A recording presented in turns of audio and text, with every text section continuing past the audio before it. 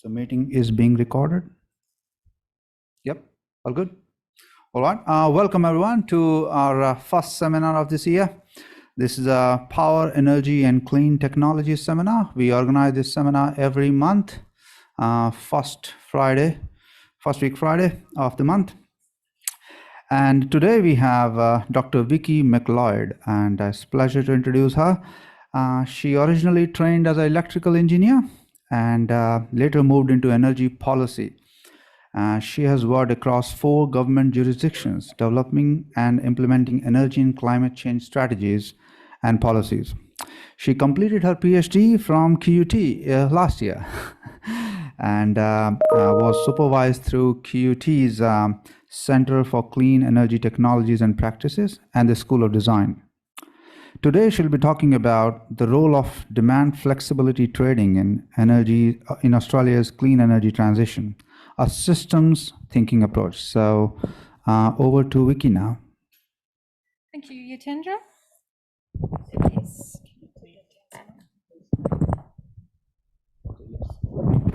How's that?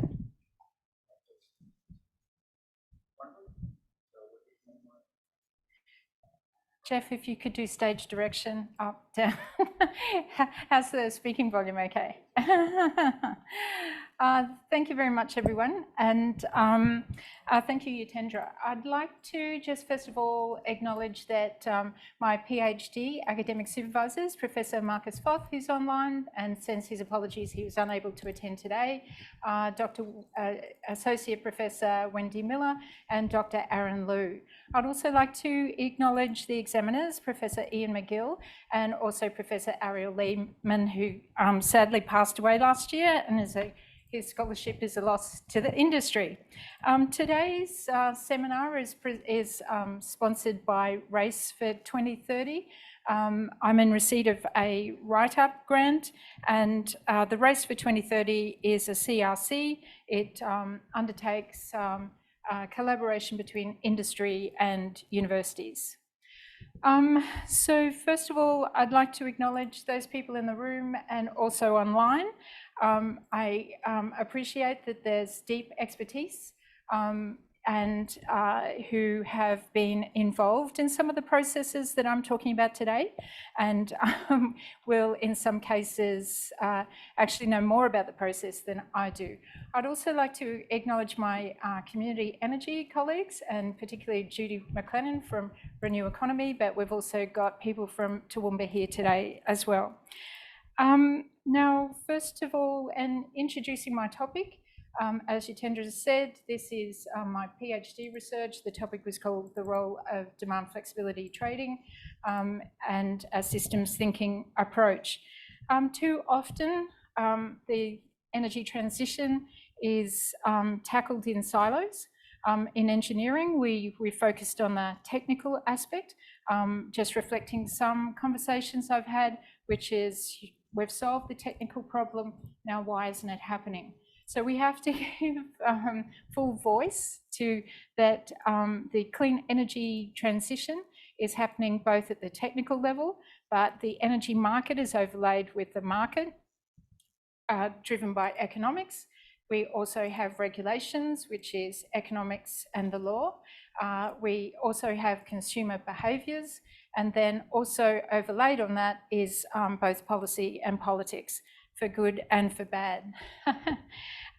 So I'd just like to talk about a few key definitions. When I use the word DERS, it refers to distributed energy resources. So that's technologies that are connected to the distribution network, but it's also able to be controlled and interrupted. So the most common here in Australia is solar, but in increasing combination, we've got batteries and electric vehicles, but hot water systems, and in Queensland, we've had a long history of hot water system controls. We also have pool pumps, HVAC, commercial HVAC, and increasingly electric vehicles. So consumer energy resources are behind the meter, and they're a subcategory of DERS. So flexible demand, I'll talk more about that, but flexible demand I'll use interchangeably with demand flexibility, and our international colleagues, particularly Americans, call it load flex. Now, when we commoditize demand flexibility, I will be referring to that as DER services. Okay. So Australia's clean energy transition is characterised by an enthusiastic uptake of particularly rooftop solar. So rooftop solar is now the cheapest source of electricity. And when we're talking about behind the meter, Rewiring Australia have calculated that as 5 cents compared to 28 cents on average that you purchase it from the grid. So there's increasing enthusiasm for batteries and electric vehicles as well. So the drivers of Australia's clean energy transition, of course, is the global response to climate crisis. So all Australian governments now have renewable energy targets. So Queensland has 85% by 2035. Correct me if I'm wrong, someone. The other driver of change, of course, is the rapid exit of coal-fired power stations, as either due to breakdowns or because their business model is no longer supported. But this is from the Integrated System Plan, and the latest one observed that the coal-fired power station exits are happening faster than previously. So in order to replace the coal-fired power stations, or at least to allow them to exit, we need to replace the electricity generation, but also the energy services which they provide.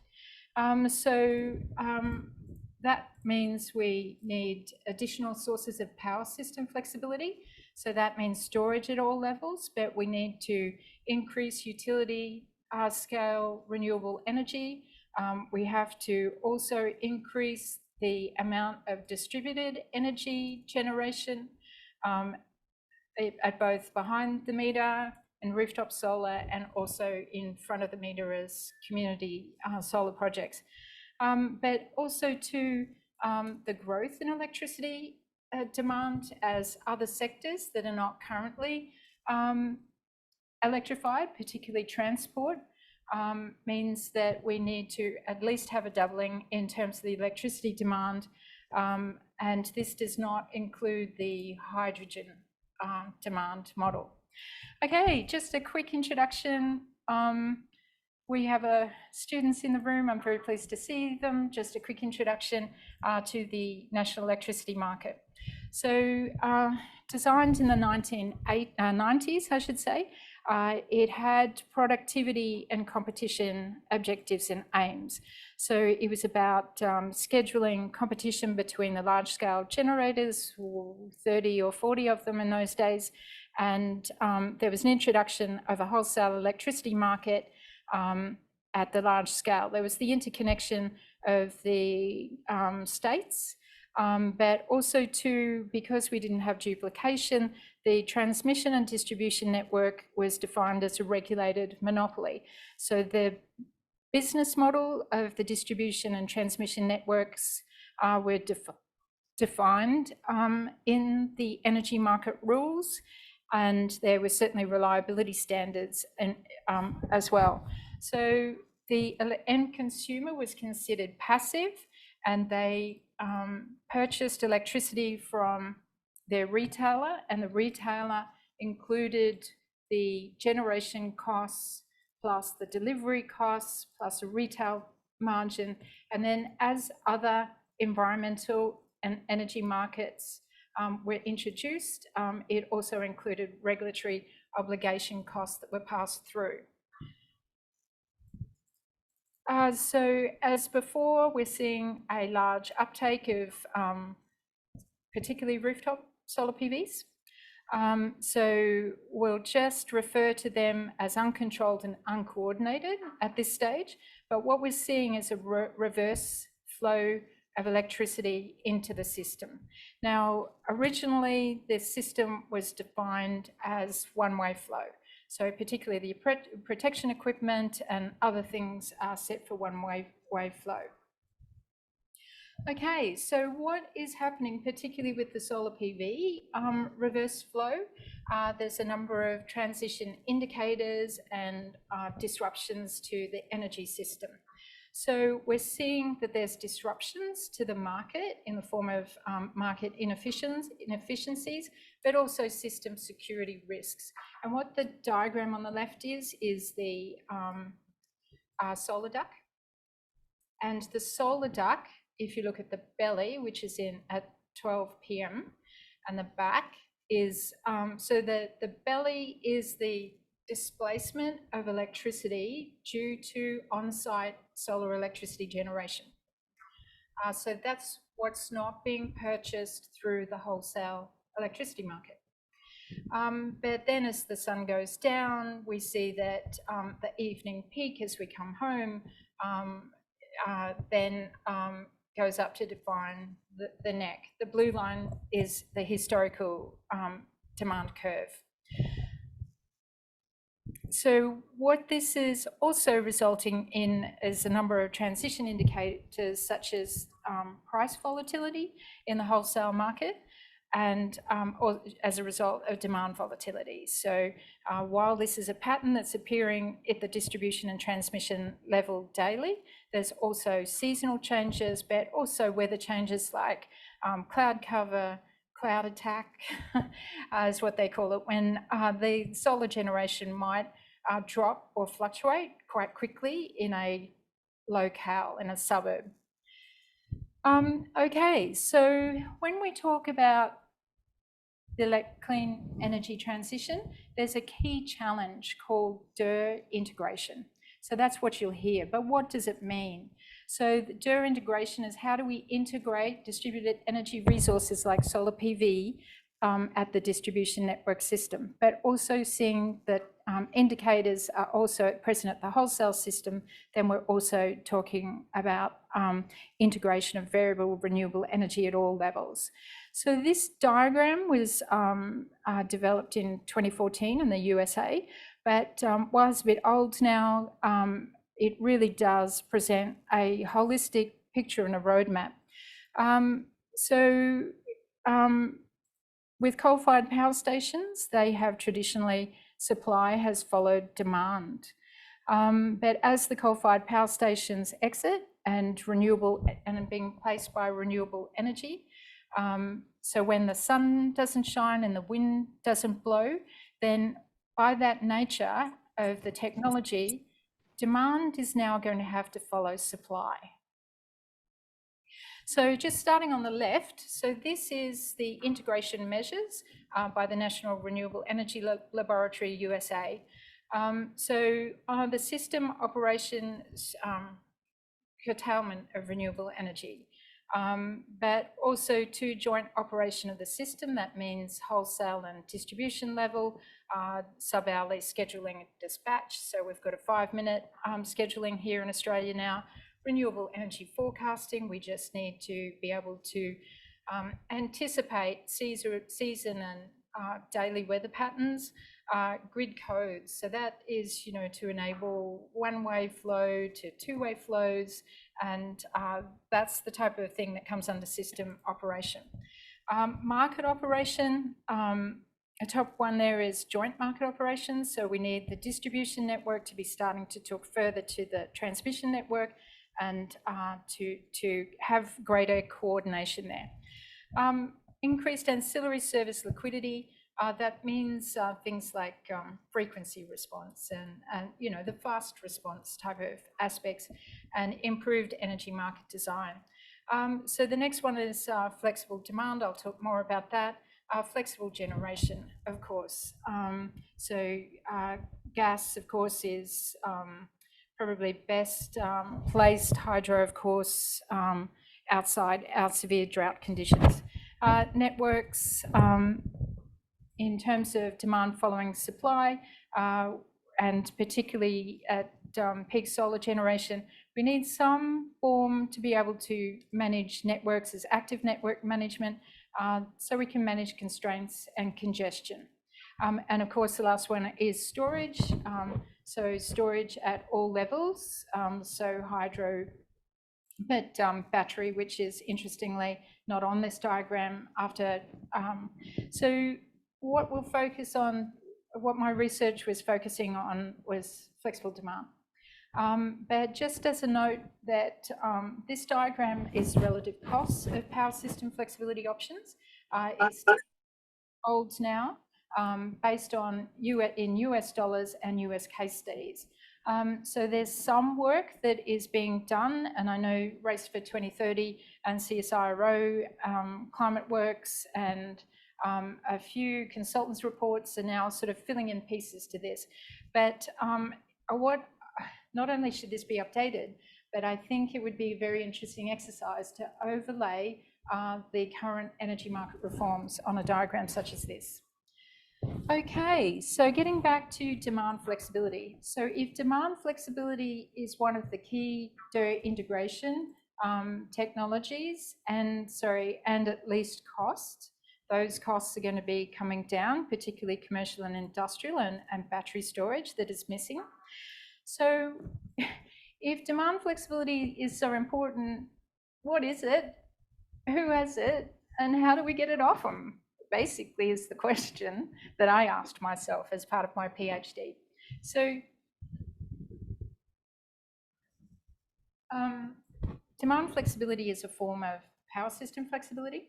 So it assists in that demand following supply dominant characteristic that we need in a high-level renewable energy system. Who has it? End consumers. And how do we get it off them? So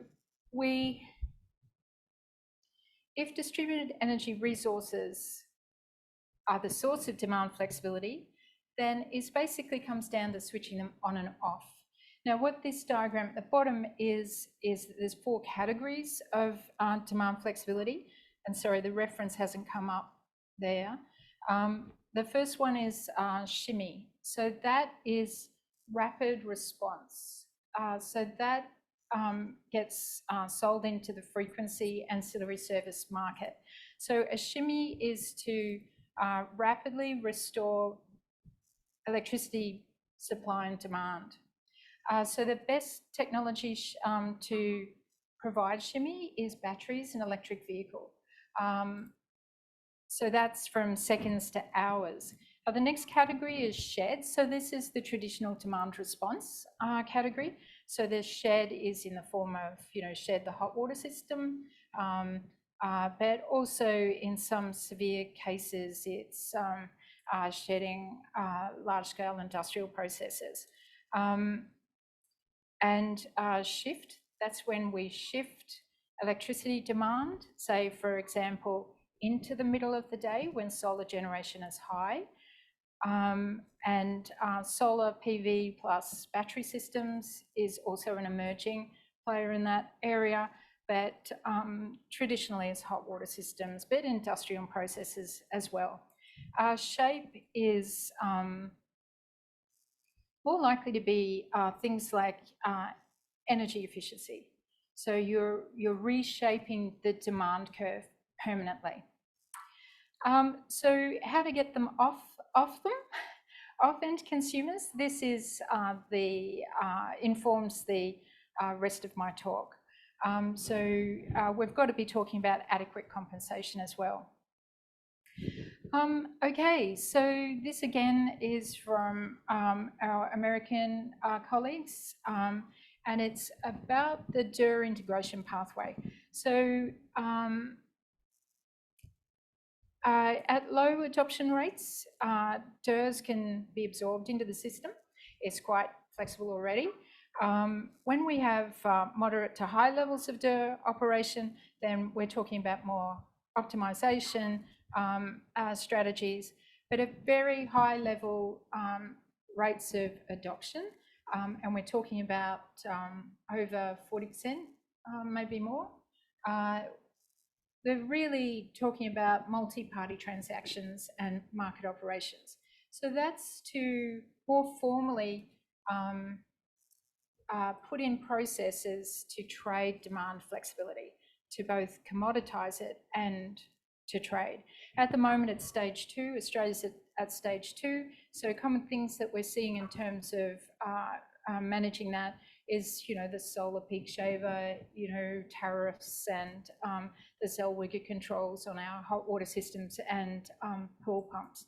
But as we go to 100% renewable energy, very high levels, then multi-party transactions and market operations are recommended.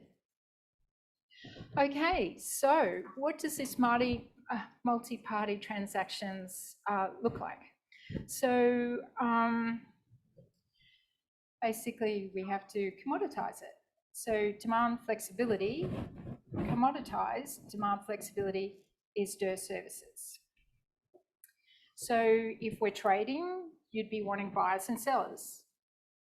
There's quality and delivery criteria, but in an electrical system, which is talking about instantaneous balancing of supply and demand, we have to introduce a reliability measure as well. So basically it has to be delivered when and where required. So quality and delivery criteria like up, down, response time, reliability and availability. And just on the availability, if it's a hot day, reasonably you wouldn't be expecting people to forego their air conditioning. However, you may reasonably ask them to switch it off. You might switch every third house off for a few minutes and then bring that on, and through those kind of stochastic management that you could do a whole regime, if you like, on the network or something like that. But it's very important to have, in terms of moving to a multi-party trade, is to have those kind of control, visibility of where these things are. But as we begin to trade, it's about settlement, who gave what, how are we measuring it, does it meet with weights and measures requirements, does the end consumer forego those kind of levels for just it'll be right kind of thing, or an average over a year. So these are all the questions that are very live questions at the moment. Okay, so what does a multi-party trade start to look like in demand flexibility? So you've seen this diagram before. So the wholesale electricity market exists and continues to exist. In 2021, there was a wholesale demand response mechanism, and that's where people formally, commercial and industrial customers formally bid in 30 megawatts. It may not be in one lot, but their aggregator will have a number of customers, commercial and industrial customers, and aggregate the bid into the wholesale market. So that's largely to manage the retailers' portfolio, and so it doesn't expose them to high wholesale prices. So we saw less than 70 megawatts being bid into the wholesale demand response, and on average, I think it was about 6 call-outs when the price reached over $600 a megawatt hour. So we're talking about some kind of trade at the distribution network level. So that's sub 11 kV, let's say, hand waving. And let's say that the aggregator virtual power plants, they'll talk more about that. Let's say that hand waving, that they may want to aggregate 5 to 30 megawatts into the market. So this is the type of energy market reforms that are currently being discussed and initiated, I should say. There's been a whole process called the post-2025 energy market. So that process was led by Energy Security Board between 2019 and 2023. So the type of thing, if you want to read the fine print, is, as I was saying, data, services, forecasting, security, fast frequency response, and the like. Some of those reforms are consistent with a system in transition. So the concept that we can go from today's energy market to a future energy market, again, is up for debate, but it's certainly a transition pathway. Has a clear vision of the future been articulated? There's certainly been discussions. So the Energy Security Board was wound up last year. We don't have full visibility as to why that happened, but there could be, like any energy system in transition, that incumbents are served by the old system, and there could be resistance in transitioning to a new one. So certainly commercial conflicts of interest due to business models is certainly in that basket. Incomplete tasks by the Energy Security Board has now been handed over to the Energy Ministers, acting as the Energy and Climate Change Ministerial Council. So that body, the ECMC, has complete oversight of the energy market. But having said that, each state, and we need to recognise this, is moving at different pace. It has different resources, it has different emphasis, it has different cultures. So Queensland, with the large geographical region, the demand mostly in the southeast corner, abundant solar resources, and a very good policy plan in terms of the Queensland Energy and Jobs Plan. You know, compared to Victoria, who has had incumbent brown coal power stations, have been in this area for a lot longer and tackling really hard policy questions. The other tasks are being handed over to the Energy Market Commission. So that's one of the three market bodies. Okay, so have I convinced you that the energy system is complex? So technical at its base, market, economic, regulatory, policy, politics, and consumer behaviours.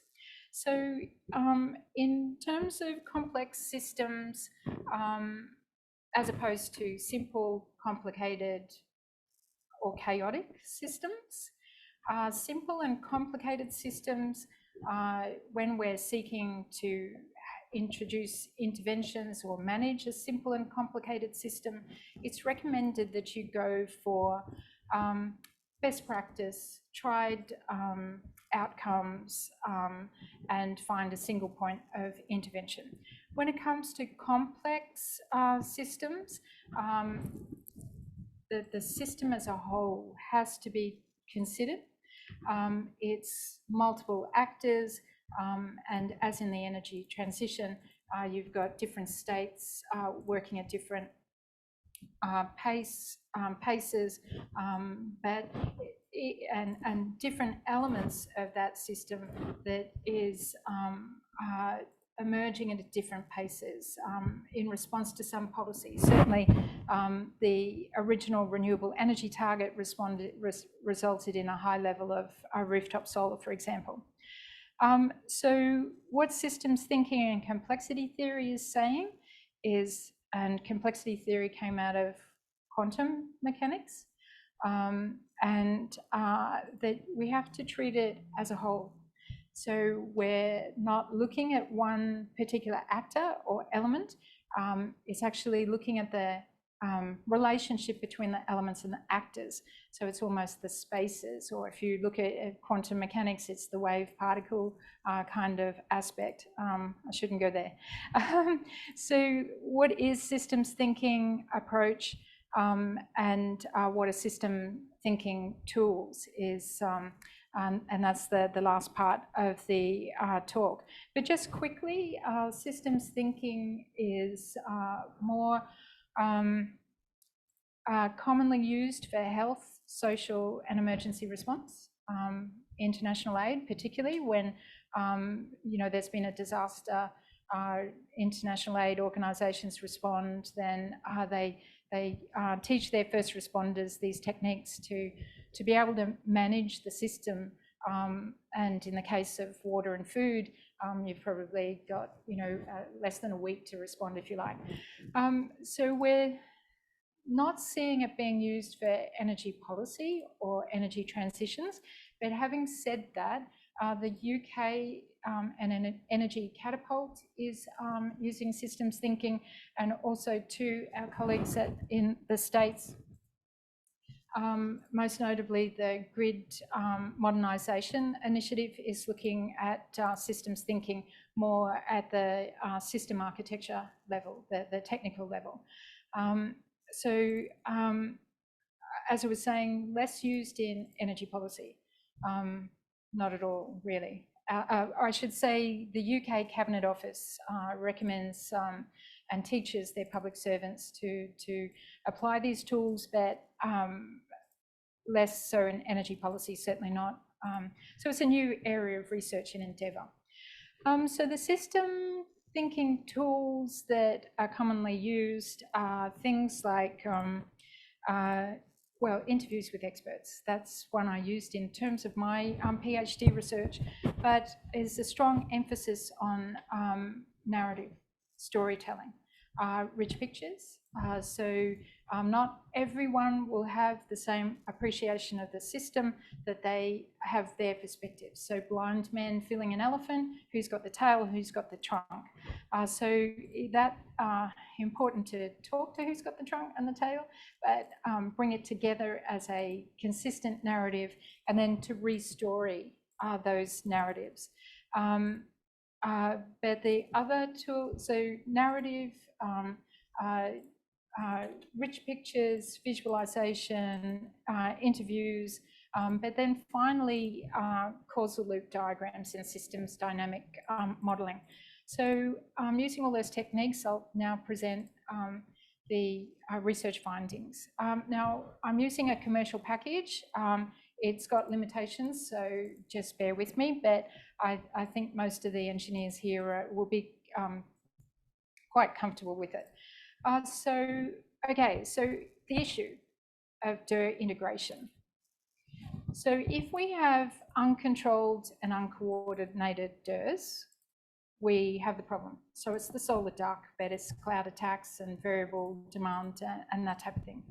However, if they're controlled and coordinated, orchestrated, DERs are the economic solution. So that's how we switch from supply following demand to demand following supply. So the hypothesis, and this is after following all the 2025 initiatives, I'm now putting forward a hypothesis, which is, can systems thinking help and improve or contribute to policy development and interventions? So if the hypothesis is, how do we commoditize demand flexibility? And how do we value and trade that as well? So I'll come back to that. But first of all, I'll just talk about the current electricity system. So if I talk you through this, so at home we have electricity bills. There's a trend that's documented that as electricity bills increase, then householders and businesses are seeking to have control over their electricity bill, but they also want to act on climate change. So electricity bills then informs, as it increases, informs the rate of DER uptake. So not only is it linked, but we've got a plus sign. So as we have the rate of DER uptake, currently it's 1 in 3 houses, Queensland maybe 1 in 4, sorry, 1 in 3, South Australia and Queensland higher.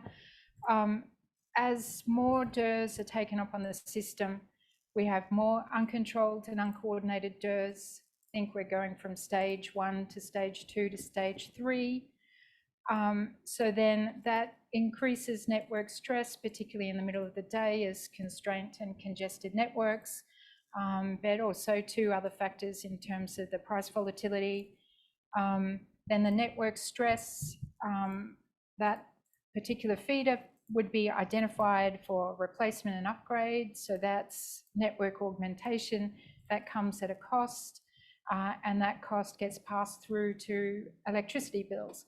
As electricity bills go up, we get a reasonable, rational response from the end user to say, if I don't have solar, I might afford it. It increases the business case in terms of the return on investment, and so it goes on.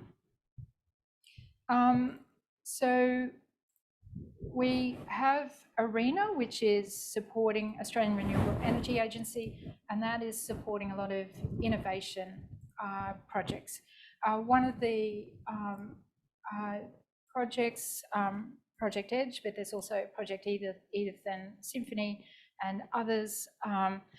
So by introducing a dynamic operating envelope, this is software, but also meters and other things, that we can increase the hosting capacity. So we can increase the amount of congestion on any particular network.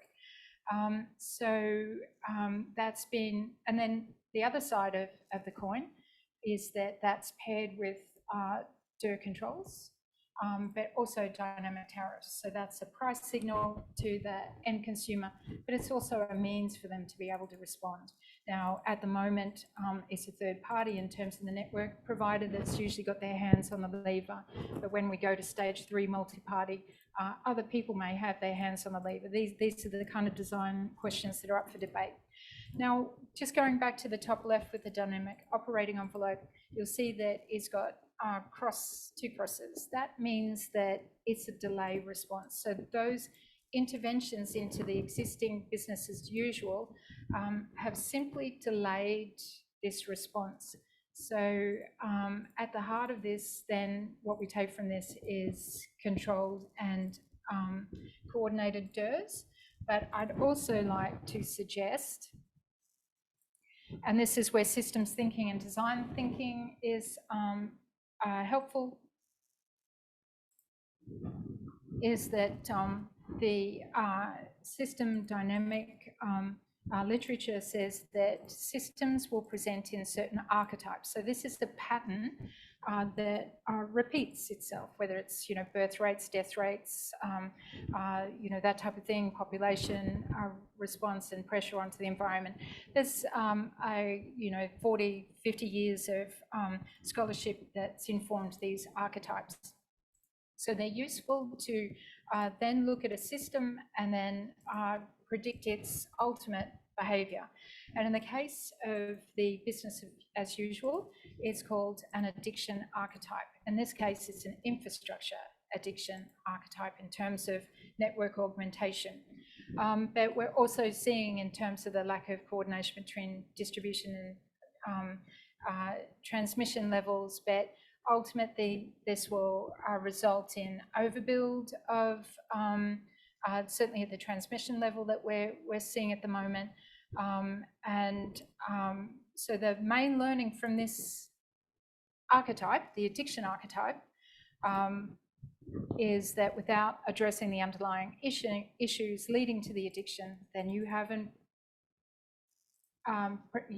got a response that will intervene into the archetype to make it a negative one to a positive one. So just, simple in terms of addiction would be drug addiction or something that, without addressing emotional or historical trauma or something like that, then it's less likely that you're able to move forward. That is the first thing. Now, when it's then thinking, well, what is a positive archetype? And then how can we put this into, and this is another causal loop diagram, and then how can we use this systems thinking and dynamic modelling to inform the transition pathway? So as I was saying, the hypothesis is that uncontrolled and uncoordinated DERs are a problem, but coordinated and controlled, that they're the economic solution. So the outcome of coordinated and control is the DER services that they can provide. So if we commoditize the DER services and then create the trade, the market, if you like. This is simple economics 101, is that you have a demand side, you have a supply side, and the interaction of the demand and supply informs, results in the strike price for the commodity, in this case, DER services. Okay, so again, total cost of a DER service in terms of a per unit will have return on investment and the like. In terms of the buyer, has similar criteria. What can they replace it with, and what's their budget, that type of thing. Okay, let's start to put some actors onto this. So the producer, that's a bit dry, but really it's the commercial, industrial and domestic end consumer. Now, we know that they've got barriers. They can't access the market, but if they have an intermediary in terms of an aggregator or a virtual power plant, or business models yet to emerge, so I'm calling that the non-traditional business model, spelling mistakes aside. But if we are to transition the whole system, we need to go from the niche, the stage 1, to stage 2, and then to stage 3. So we really need to be able to produce at capacity and and at scale, so we can let the coal-fired power stations exit. Similarly, on the demand side, we've got the network operators, market operators, we've got reliability criteria substitutes. So just quickly on the traditional business models, is traditionally used dynamic feed-in tariffs, but now dynamic tariffs, that the NTBEs are looking for a profit, basically. So they need an investment criteria that serves a profit. And in this case, because DER services can be used in multiple markets, then that's the full value stack. So this is just a visualization of how the wholesale and the distribution market might work in terms of the role of the DER aggregator. But also to just a quick glimpse on terms of how a full value stack might look like. At the moment, we've only got one element, which is the wholesale market hedge, but there's other elements coming in. Certainly carbon price has potential. So I'm just populating the causal loop diagram with the barriers. So we know that the end consumer, that there's search costs, information costs, there's upfront capital costs, there's split incentives if you're a renter, all the reasons why you can't be producing DER services. But as we move into a trade, then curious things like other concepts are beginning to emerge, like my stuff. That's my stuff. I'm not letting you have my stuff. Talking about the energy system as a whole. So if we have to educate, we have to facilitate the end user with knowledge. So if explain to them how, if they do a demand response or demand flexibility or allow third-party control, that they're actually helping the security of the system, then they'll respond favourably. So then as we go around, then each of the actors and the areas have a particular barrier in place. Yeah. Okay, so I'm getting the wind up. So just quickly, the difference between energy transition and energy transformation is the amount of control. And in this case, we're talking about energy policy interventions. So what does the systems thinking and this dynamic systems dynamic modelling tell us? So for each barrier, we can go around and put a potential solution against each of them. So time doesn't permit me to go into each of those, but we just to remind ourselves that the benefit for acting is certainly in the case of billions of dollars. So government looks to have the right to intervene into a market. Clearly, when we're talking about meeting carbon targets and renewable energy, that's incalculable. But the value of $19 billion have been estimated just in terms of demand flexibility. So as before, we're looking at the interaction, not each of the elements. And just to be reminded about Kennedy and the moonshot, we also have to be reminded that the Challenger disaster came down to an oil O-ring. So the smallest piece in the system failed, and then the Challenger was lost. Okay, so what does that tell us? It means that in terms of designing these things, we have to take hold of system, and that each of those green links have to be taken as a whole system. So think of it as a chain. If there's a missing link or a weak link, then that will let down the whole system. So what does systems thinking tell us? So back to this diagram. So keeping the holistic approach in mind. So if we take, for example, the demand side, holistically, and knowing the constraints and the limitations, and that the system is in a transition. So what I'm proposing is that both we take a place-based approach, first on the demand side, which is the parties of the networks, the market operators, and then the supply side, which is the end consumer. So if we take them as two systems within themselves, that suggests that we need a place-based solution. So the place-based solution, because we're talking about an electrical system, it would be downstream of a zone substation, for example, and a network catchment area.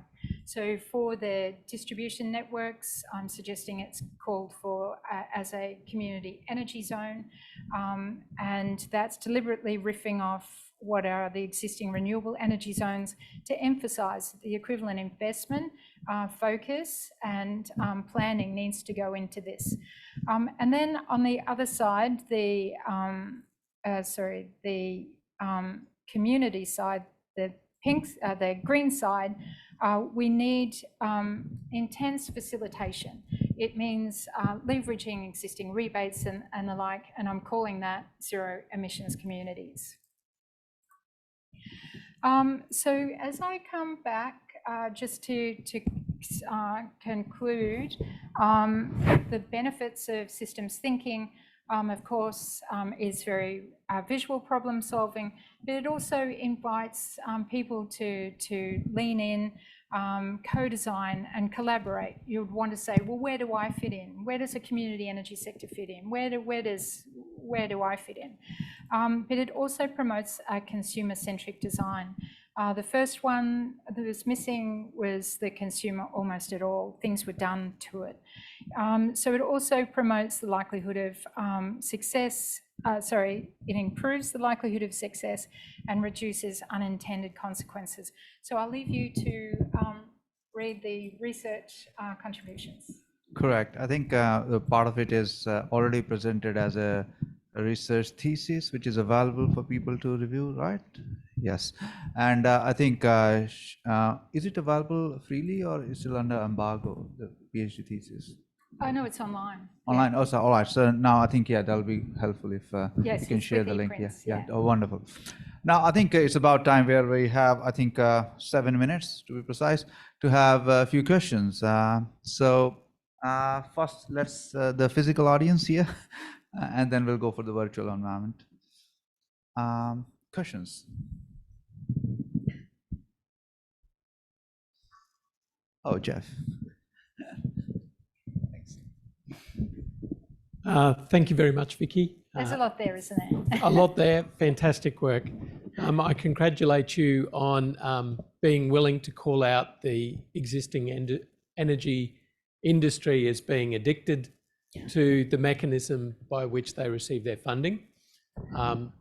But I think the challenge there is until there is actually from the rule-making bodies and ultimately government change, like dramatic change, that addiction won't move. So, you know, the 5-year regulatory process by which the distribution retail authorities operate, which I've seen at work, often means that so often they'd rather simply spend money and put in infrastructure because it's the simple and easy solution, even though it's not necessarily the cheapest solution by any means or the best solution. So until the government or the rule-making bodies say, no, you're not having, the purse strings are shut, find a better way, or we will give you money, but not just to put in more stuff. How are you going to get the rule-making bodies to have the teeth to be brave enough to challenge the existing entities to change? It's like saying to a drug addict, no, you can't have your drugs. Go and see a counsellor. I should say that's what preoccupies me. So how do we get this energy market reform process back on rails after I understand the post-2025 reforms ended acrimoniously? And the other thing is, how do we upscale? So that informed the solution of the community energy zones. So you're right in terms of the 5-year reset. You can only visit this every 5 years, but not only that, it's staggered against between the states. So Queensland's this year, next year, but the other states are you know, subsequently. So if you declare a community energy zone, then you can draw on, I'm arguing, the regulatory sandbox. So if you were to say, let's declare hand-waving a community energy zone in one of each of the 17 distribution network service providers, and that they allow to participate and design their own response. So one of the things that need to be done is to define the roles and responsibility of the distribution system operator. So the DNSP, Energex, I should say, have put their hand up and said, please be us. So does that suggest that Energex is going to be split into a DSO and a network operator? But when we don't know the answer, it has to be emergent, and particularly we don't know if the end consumer is going to respond and how they're going to respond, if it's reliability. So that's the importance of bringing the two sides together in a place-based area so that the end consumers can be intensely facilitated, but the regulated bodies and actors get to participate and define their own rules as it emerges. So then you let the other existing process exist. But this is also drawing on some of the initiatives in the UK, the smart local energy systems. So they had 80, but each of the declared SLESs were testing something separately. But as the systems dynamics informs us, we have to test it as a system. That's what I'm suggesting is the community energy zone plus the zero emissions community, place-based substation catchment of a zone substation, and let's see the emergent behaviours, get social researchers and designers crawling all over it. That's wonderful. I think there are a couple of online chats. If you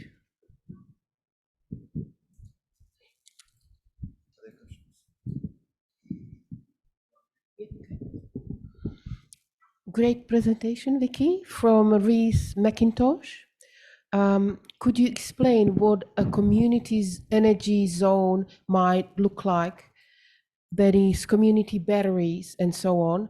Where would community battery technologies fit into your research? Sure, thanks, Reese. So the idea of a community energy zone is co-located with the zero emission community is co-located with the zero, the SES.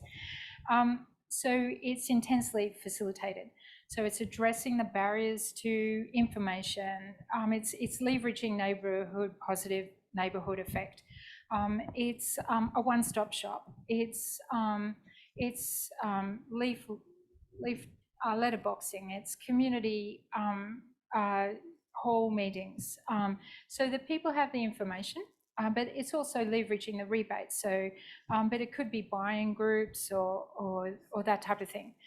Secondhand electric vehicles. But you're right, the community energy battery is front of the meter, and currently it does not have access to the full market stack. So what this place-based opportunity presents itself is the opportunity to start looking at what future business models and how you would stack those values and the multiple value streams, and community batteries business model falls into that.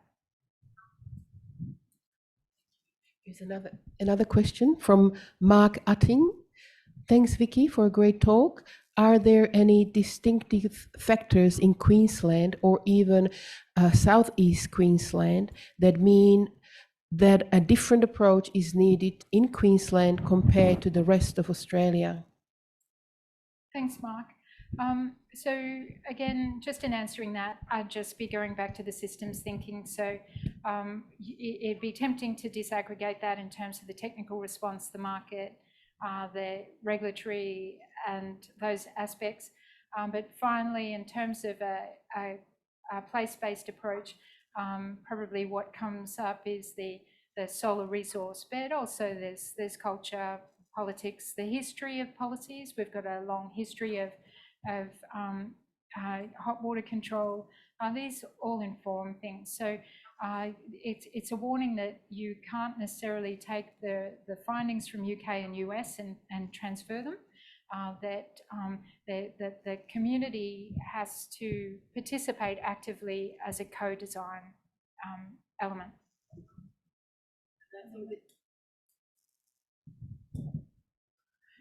And this will have to be the last question from Peter Kilby. Did you have any thoughts on whether DER flexibility should be promoted via a local flexibility services market, presumably with bidding and dispatch, or via symmetrical dynamic tariffs, a la Project Edith? Peter, I'm sorry you're not in the room. Look, these are live questions. Peter, I'll make this presentation available, but I put the Edith results in the business as usual. So here's your challenge. Where does the Edith go in the second, where DER services in the middle? Now, in terms of dispatch, and I understand that this was one of the contributing factors to the open energy networks ending acrimoniously.